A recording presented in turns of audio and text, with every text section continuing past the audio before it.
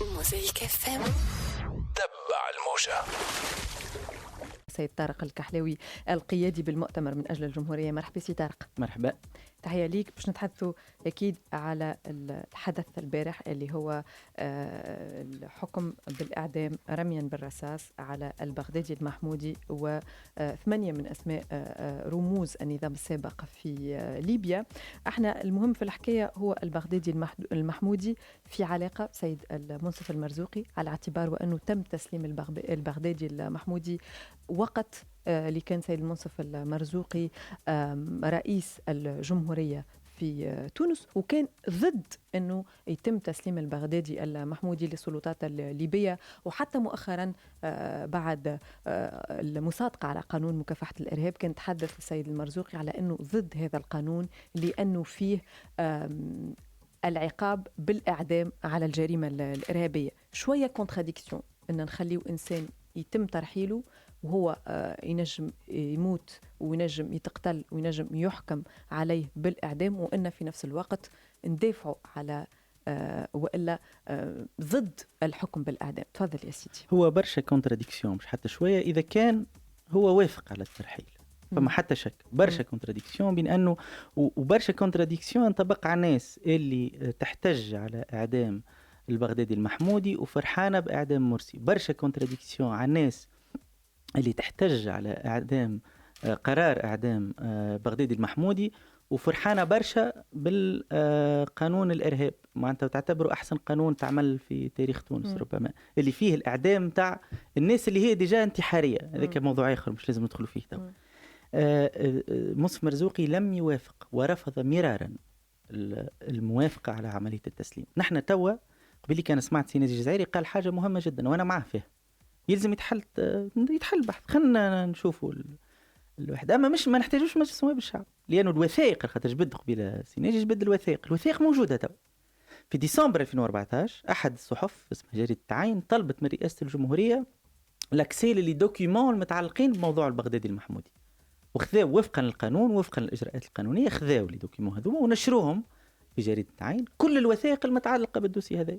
والوثائق هذه باش يبداو بانه اول قرار رسمي تونسي لتسليم البغدادي المحمودي تم في نوفمبر 2011 في مجلس وزراء أشرف عليه السي الباجي قائد السبسي بحضور وزير العدل ووزير الشؤون الاجتماعية واللي هم توا قيادات في حركة نداء تونس.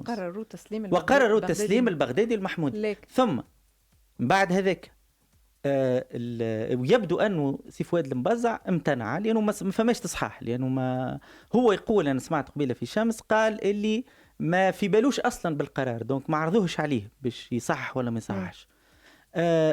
من بعد فما حديث صوتي، حوار صوتي وقع تسريبه في تسليم السلطة بين سي حمادي جبالي وسي الباجي قائد السبسي، وأصر سي الباجي قائد السبسي على حمادي جبالي على الموضوع هذا، وقالوا هذا تواصل الدولة ويلزم يتم التسليم وإلى آخره.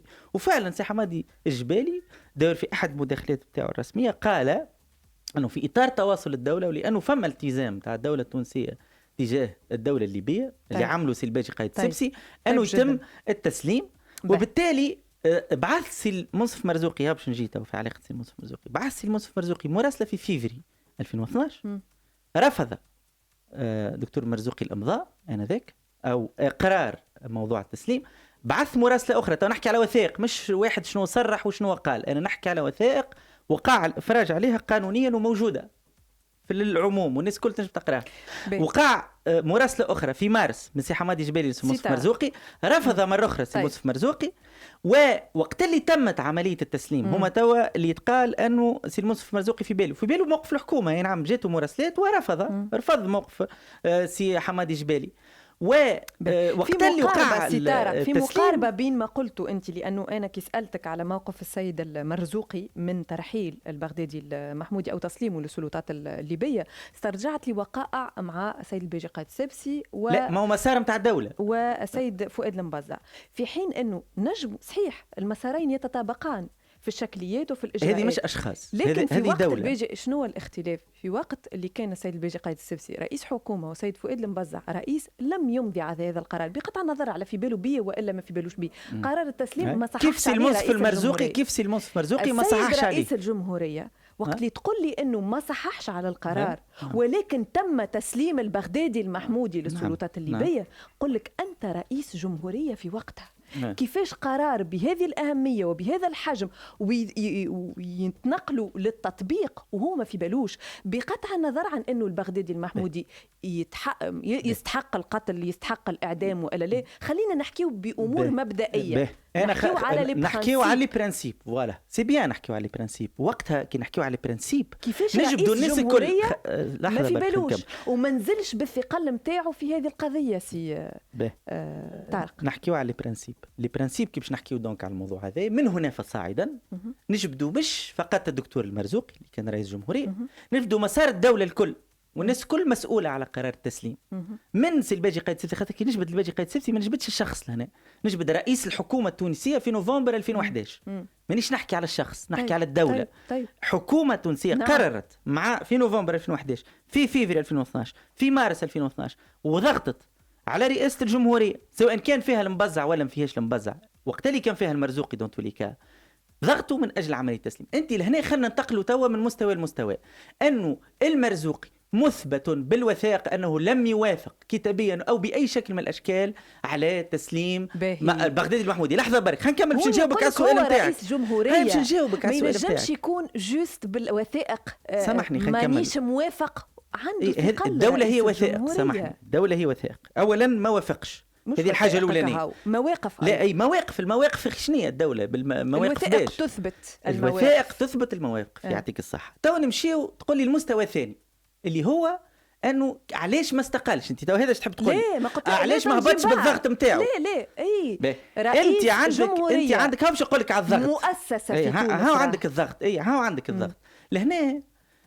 رئيس الجمهورية بالصلاحيات نتاعو اللي هو موجود فيها عمل الإجراءات المطلوبة منه في الدستور الصغير. لهنا كان قدامنا زوج حاجات، وقعد فعلا في بضعة أيام يحاول يختار الموقف الصحيح. هل أنه يدخل في أزمة ويعمل أزمة كاملة في منظومة الحكم؟ قبل ما دخلت للاستقالة يا سي طارق ما تسبقنيش يخليك. كيفاش رئيس جمهورية سيوصل البغدادي المحمودي الليبيا بهذا القرار؟ أي لأنه رئيس الحكومة اعتبر أنه ليس من صلاحيات رئيس الجمهورية أن يتخذ القرار هذا.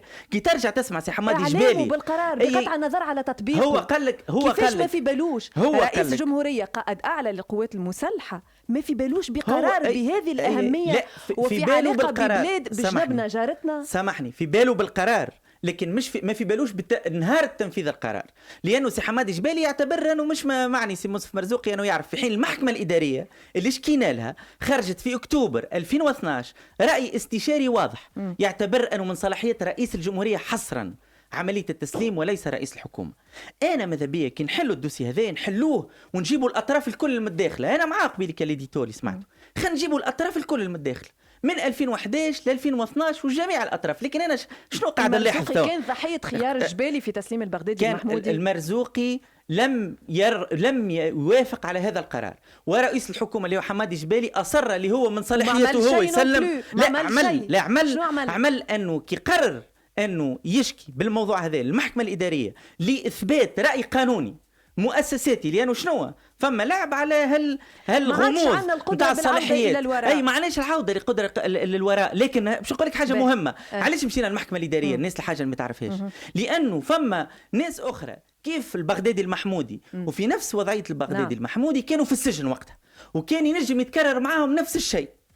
إذا كان قعدنا ما عملناش حكاية المحكمة الإدارية كان ينجم يتكرر معاهم نفس الشيء. خلينا نزيدوا نثمنوا كلامنا بالتصريح هذا نتاع السيد حمادي جبالي وقت لافير نتاع تسليم البغدادي المحمودي. نسمعوه راجعين تو سويت. خذيت قراري هذا أيضا ولا اعتبره دستوريا قرار حكومة مش قرار انفرادي. عمري ما ناخذ قرار انفرادي في الحكومة، وهو ما كانش على علم طبعا. لا كان على علم، لا ناقشت معاه ورفض. خليني نقول في باله بالقرار قرار مطبوخ وهو عارض. أنا قلت له لا أنا هم الرأي هذا دستوريا هذا من حق الحكومة. واضح يعني لهنا يعتبر انه من حق الحكومه انه ياخذ القرار، وهو علمه قال لك رفض. هو رفض ويعتبر المنصف مرزوقي مش فقط الرفض، يعتبر أكثر أنه من من صلاحيته هو أنه ياخذ القرار، طيب ليس من جدا. صلاحية حمادي أكثر جبالي. من هذا، والحاجة اللي ما حبيتش تفهمني فيها يا سي طارق وإلا ما جاوبتنيش عليها، فما حاجة أخرى زادة، فما رسالة بعثت من البغدادي المحمودي إلى السيد رئيس الجمهورية وقت السيد المنصف المرزوقي يتحدث له فيها على أنه يتعرض لضغوطات داخل السجن وضغوطات من قيادي في حركة النهضة، وحتى أنه عائلته تم الضغط عليها وعدم تمكينها من زيارته. ما عمل حتى شيء. لا مش صحيح ما عمل حتى شيء، لأنه لهنا ما نجمش نحكي لك مدام لحظة رئيس جمهورية. أنت قلت خبرت، قلت ما عمل حتى شيء، هذا غلط. يعني أنا ما نجمش نقول لك شنو عملنا ونحط كل شيء. أنا علاش تحدثت على الوثائق اللي قبيلك تحدثت عليها برغم اللي هي وثائق دولة وثائق سرية، لأنه قاع نشرها. لا ما نجمش نقول لك مدام شنو عمل. أما صارت مشكلة حقيقية في علاقة بموضوع هذا، وكان فما خلينا نقول حتى إجراءات شكون يقابل وشكون ما يقابلش تأثرت بعد الموضوع هذا. تأثرت يعني شكون يقابل بغداد محمودي وشكون أكسي. لا يعني شكون ينجم يقابله ولا فما فيها فيتوات. شكون ينجم يقابل بغداد المحمودي بعد الرساله هذيك؟ فما ناس ما عادش نجم تقابل بغداد المحمودي من غير ما ندخل في التفاصيل. لا كيف ما قلت لك مؤتمر من اجل الجمهوريه، لا رئاسه مبعوث رئاسه الجمهوريه، هو كان مدخل مؤتمر من الجمهوريه، كان يقابل المحامين مش مدخل الواحد. اما فما ناس ربما مش صفتها انها تقابله ما عادش تنجم تقابله بعد هذاك. وهذا ناتج على شنو؟ من غير ما ندخل في التفاصيل نقبلك حكيت على الوثائق، ناتج على هالشيء هذا، ناتج على احتجاج الراجل لانه احتج. ومره اخرى تو في الموضوع بغدادي المحمودي لانه رئيس الجمهوريه احتج، بالتالي قياده النهضه ما عادش نجم. لا مش حكايه قياده النهضه. الناس اللي تضغط على البغدادي المحمودي عنده الحق. السجين عنده الحق في يشوف ناس معينه، المحامين نتاعو عائلته، بخلاف هو اللي يجي يشوف ناس اخرى. نحب نرجع في هذا الجانب رئيس الجمهوريه باش ما يصيرش شكون يدخل له تطبيق القانون. تطبيق القانون. نحن بالنسبه لنا ها نعاود مره اخرى بغدادي المحمودي لتوضيح كل اللبس، مرزوقي كان من اشرس معارضي نظام القذافي، والبغدادي المحمودي كان احد رموز نظام القذافي. لكن في الموضوع هذا بالذات، لانه بعض الناس تقول كيفاش تدافعوا على الشخص هذايا وكان موجود في نظام ارتكب مجازر وجرائم، لا نحن ندافعوا على مبدا انه بغدادي المحمودي كيف غيره من المواطنين عندهم الحق يتمتعوا بكافه الحقوق والواجبات. انه السيد المنصف المرزوقي رئيس الجمهوريه وقتها معناها استنزف طاقاته الكل في حمايه هذا الرجل من تسليمه السلطات الليبيه.